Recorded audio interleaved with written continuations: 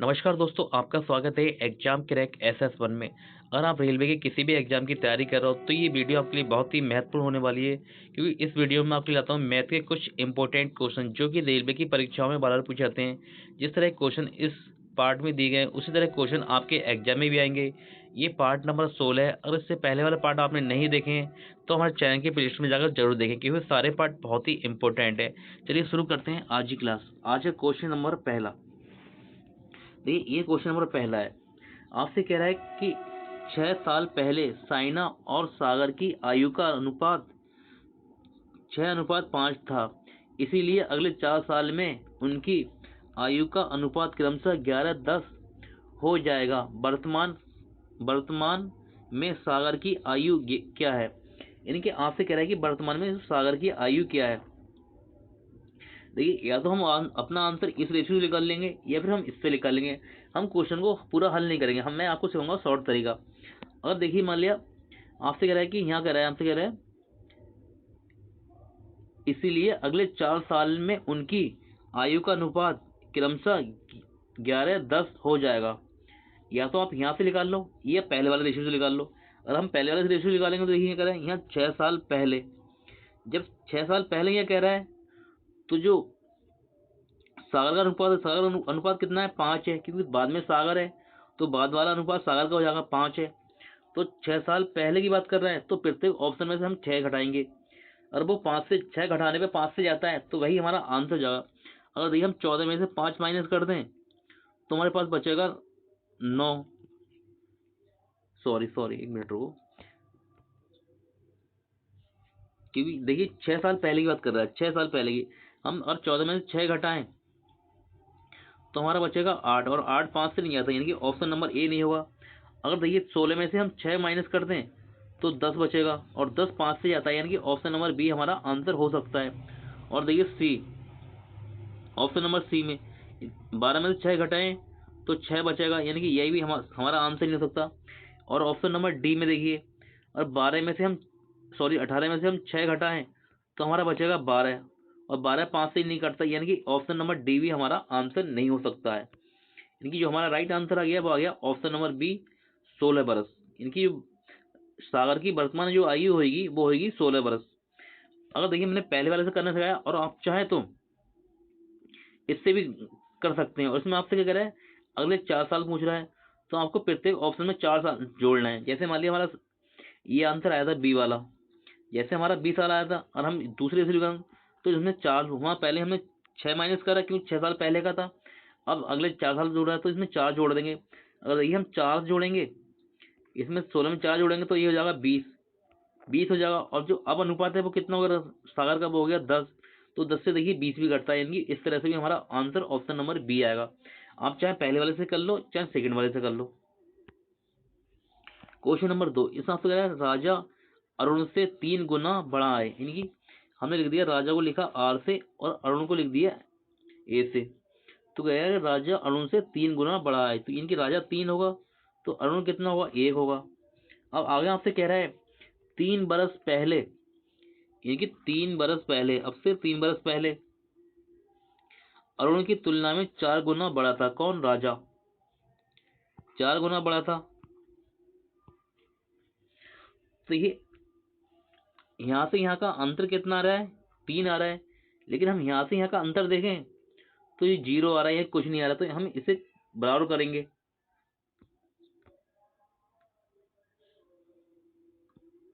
ये 1 है। तो देखिए इसका अंतर निकालें हम यहाँ से यहाँ का, तो यहाँ 2 आ रहा है और यहाँ अंतर 3 आ रहा है। लेकिन अंतर हमारा सेम होना चाहिए, तो हम क्या करेंगे, ऊपर वाले को 2 से गुणा करेंगे और नीचे वाले को करेंगे 3 से गुणा।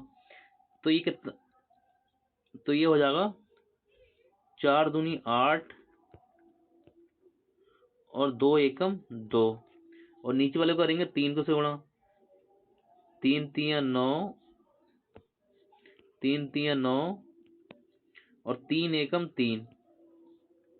अब देखिए यहाँ से जो अंतर आ रहा है वो 1 आ रहा है। क्वेश्चन कर रहा है एक अंतर नहीं है, कितने का? 3 साल का। इसका कितना गुना होगा? 3 गुना। तो जो इनका वर्तमान रेशियो आ गया, इनकी राजा का, सॉरी हाँ, राजा का जो वर्तमान रेशियो होगा वो अब कितना हो गया? 9 हो गया।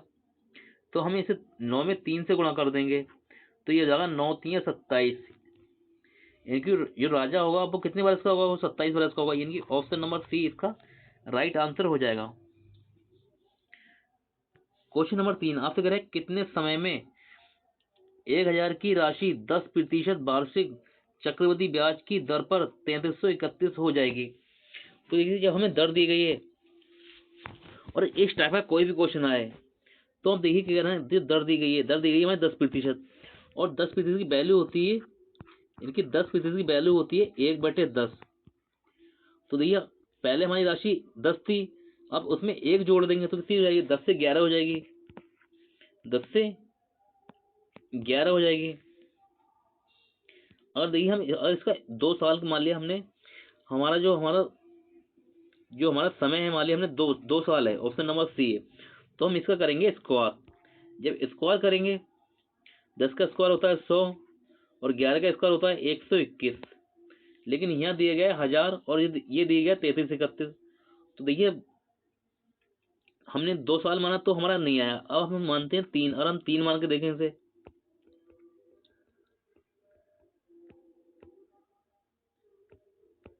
अब माना हमने कि हमारा जो समय है वो 3 बरस है, तो हम क्या करेंगे, इसका करेंगे क्यूब।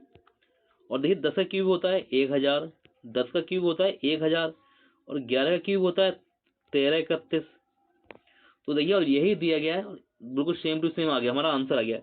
इसकी जो समय होगा वो कितना होगा, 3 बरस, यानी कि ऑप्शन नंबर बी हमारा राइट आंसर हो जाएगा। ये क्वेश्चन को हल करने का सबसे शानदार तरीका है और कम टाइम में आप क्वेश्चन को हल कर सकते हैं। क्वेश्चन नंबर 4 इससे आपसे कह रहा है कि ए से बी तक एक कार की चाल 60 किलोमीटर प्रति घंटा है, यानी कि मान लिया देखिए ये ए है और ये बी है, जो ए से बी तक गए हैं वो चाल है 60 किलोमीटर प्रति घंटा है। फिर कह रहा है और वापसी की जो, यानी कि फिर जो पहले यहाँ से यहाँ गए, अब क्या हुआ बी से ए पे वापस आए, तो चाल कितनी है, वो है 40 किलोमीटर प्रति घंटा, यानी अब हो गई 40 किलोमीटर प्रति घंटा। तो आपसे कह रहे हैं कार की औसत चाल किलोमीटर प्रति घंटा में ज्ञात करिए। आपसे कह रहा है किलोमीटर प्रति घंटा में ज्ञात कीजिए, तो आपसे औसत चालन पूछ रहा है। तो देखिए क्वेश्चन को हल करने का देखिए, जो औसत चालन आपको पता होती है ये होता है 2x/x + y। जो x है वो क्या होगा, पहली चाल, और y क्या है, ये दूसरी चाल। तो रख लो आप वैल्यू 2, 60 × 40 और बट्टे 60 और 40 को जोड़ेंगे ये हो जाएगा 100। अब इसे काट लो आप, इन 2 जीरो से यह 2 जीरो चले गए, 6 दूनी 12, 12 चौक 48, यानी कि जो आंसर आपको आएगा वो आएगा 48 किलोमीटर। क्योंकि देखिए सारी वैल्यू हमारी किलोमीटर में दी गई हैं, तो हमें कोई भी फर्क नहीं पड़ेगा। यानी कि ऑप्शन हो गया हमारा आंसर, जो हो गया ऑप्शन का वो हो गया सी 48 किलोमीटर प्रति घंटा। क्वेश्चन नंबर 5 आपसे इस क्वेश्चन में कह रहा है 150 मीटर और 130 मीटर लंबी 2 ट्रेनें एक दूसरे के विपरीत दिशा में चलती हुई 7.2 सेकंड में एक दूसरे को पार कर लेती हैं। दोनों ट्रेनों की गतियों का योग प्रति घंटा कितना होगा। यानी कि आपसे योग पूछ रहा है, दोनों गतियों का योग पूछ रहा है। देखिए जब जब वो क्या होते हैं, जो गाड़ी होती है विपरीत दिशा में जाती है, इनकी इस दिशा में जाती है, तो जो इनकी जो दूरी होती है वो हो जाती है, जुड़ जाती है। ये देखिए विपरीत दिशा में जा रही है, विपरीत दिशा में इनकी जो दूरी है पहली क्या है 150 मीटर है, फिर दूसरी क्या है लंबी 130 मीटर लंबी ट्रेन है, तो ये क्या होगा, आप जुड़ जाएंगी। अगर देखिए दोनों एक ही दिशा में जाती तो क्या होता है, माइनस होता है, इनकी जो दूरी होती है वो माइनस होती है।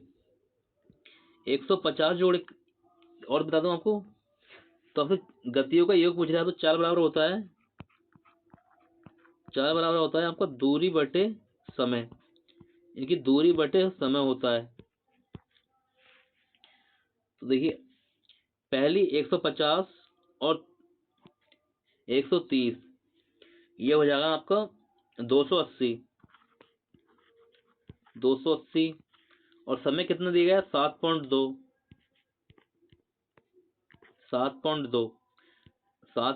ये अगर देखिए यहाँ से ये हमारा जो वाला पॉइंट है, यहाँ से पॉइंट हटाएंगे तो ऊपर जीरो बढ़ जाएगा, यहाँ से नीचे वाले से पॉइंट हटाएं तो ये ऊपर जीरो बढ़ जाएगा, ये 72 हो जाएगा और एक जीरो यहाँ लग जाएगा। अब हमसे पूछ रहा देखिए, हमारे जो सारे आंसर दिए हैं वो है किलोमीटर में। जब हम किलोमीटर में बदलेंगे तो क्या करेंगे, 18/5 से डिवाइड करेंगे, 18/5 से। अब इसे काट लो, आपका आंसर आ जाएगा 18 चौक 72, और 4 से आ जाएगा 4 सत्ते 28, और इसे 5 से काटेंगे, 5 एकम 5, 5 एकम 5, 5 एकम 5, बचे 2, और 5 चौक 20, यानी कि ये जाएगा आपका 140 बार में आ जाएगा, 140 किलोमीटर प्रति घंटा, यानी कि ऑप्शन नंबर डी हमारा राइट आंसर हो जाएगा इसका। क्वेश्चन नंबर 6 आपसे कह रहा है, एक मिश्र धातु एल्युमिनियम और निकिल को 3:4 के अनुपात में मिलाकर बनाई जाती है। इसे बनाने के लिए 36 केजी एल्युमिनियम, तो आपसे ये बोला ये डैश लिखा है केजी निकिल को पिघलाना होगा, यानी कि आपसे फिर पूछ रहा है कि जो निकिल है वो कितने केजी होगा, यानी कि निकिल को कितने। तो देखिए जो 3 की वैल्यू है, जो 3 अनुपात है वो किसका है, एल्युमिनियम का है। तो यहाँ एल्युमिनियम दी गई 36, हम 36 को डिवाइड करेंगे 3 से डिवाइड करेंगे तो जाएगा ये आ जाएगा 12। अब हमें चाहिए निकिल, तो देखिए निकिल का अनुपात है 4 है, तो हम 12 को गुणा कर देंगे 4 से, तो 12 चौक होता है 48, यानी कि जो निकिल होगी वो कितने केजी मिलाई जाएगी, वो मिलाई जाएगी 48 केजी, यानी कि ऑप्शन नंबर सी इसका राइट आंसर हो जाएगा। क्वेश्चन नंबर 7, इस क्वेश्चन आंसर कह रहा है 44 पाइप 21 घंटे में एक बड़ी पानी की टंकी भर सकते हैं। ऐसे 5 टैंक भरने के लिए 55 पाइपों को कितने घंटे लगेंगे।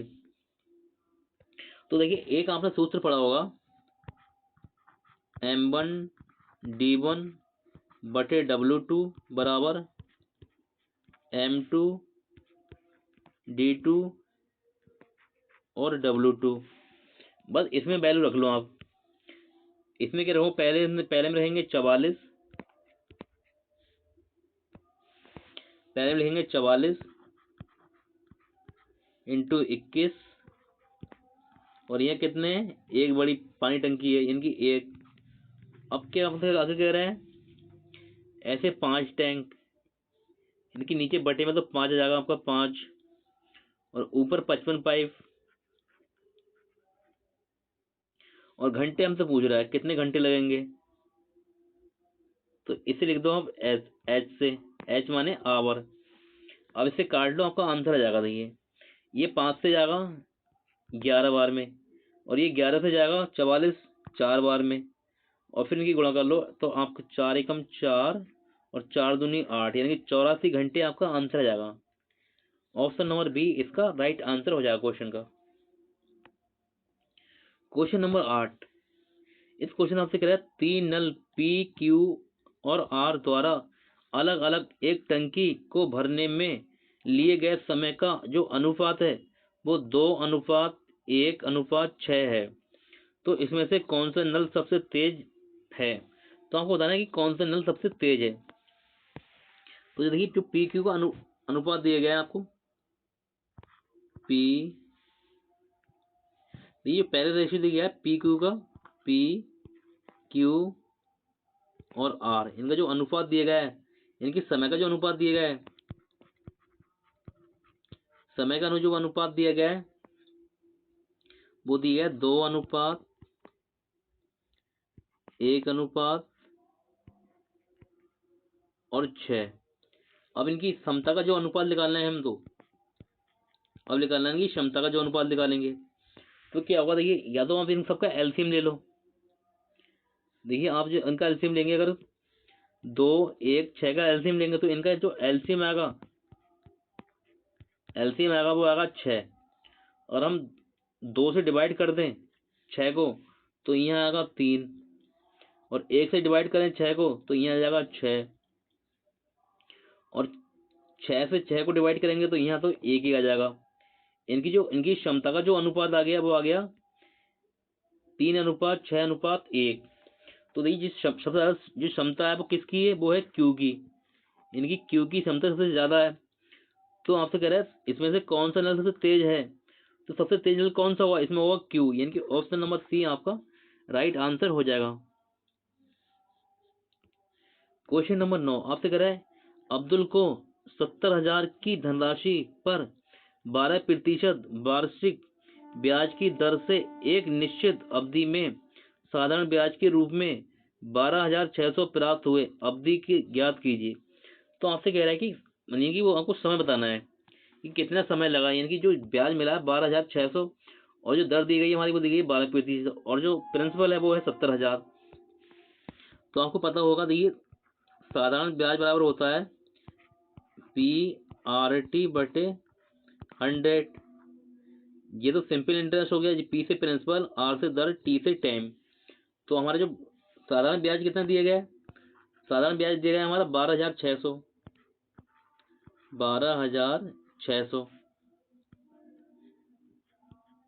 बराबर प्रिंसिपल कितना है 70,000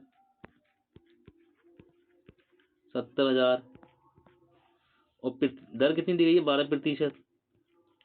और हमसे टाइम पूछ रहा है और बटे 100 कर दो अब। तो देखिए 2 जीरो से ये 2 जीरो कट जाएंगे, ये यहाँ 4 जीरो है, 1 मिनट रुको, यहाँ आपके 4 जीरो हैं, ये क्यों 70,000 है, ये हमने लिख दिया 7,000। तो देखिए 2 जीरो से ये 2 जीरो गए और इन 2 जीरो से ये 2 जीरो कट गए। अब देखिए हम इसे काट सकते हैं, 3 से काट देंगे इसे, ये जगह 3 से 12 4 बार में 3 चौक 12 और 3 चौक 12 और 3 दूनी 6 और 7 से जगह 7 छंग 42 6 बार गया।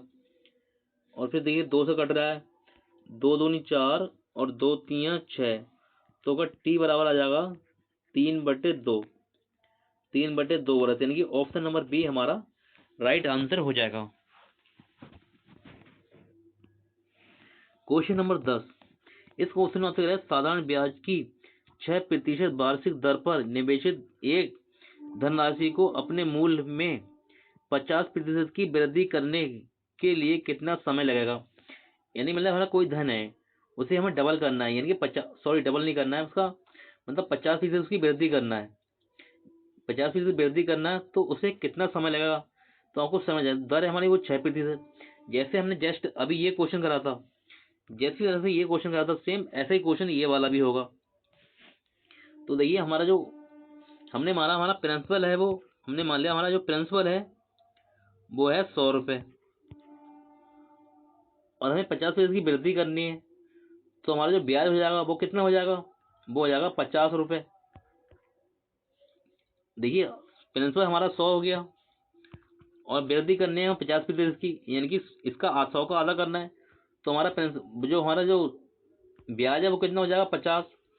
जैसे हमने अभी करा था SI बराबर PRT/100, इसमें आपको वैल्यू रखना थी। तो हमारा ब्याज कितना है, ये हो गया हमारा 50, प्रिंसिपल हमने 100 माना है और दर दी गई 6% और टाइम हमसे पता नहीं है, यानी कि टाइम हमसे पूछ रहा है और बटे 100। तो देखिए 100 से इस 100 से ये 100 कट जाएगा और फिर देखिए यहाँ से देखिए काटेंगे, 2 से ये 6 जाएगा 3 बार में और 2 से ये 50 जाएगा तो 25 बार में। तो ये टी बराबर हो जाएगा 25/3।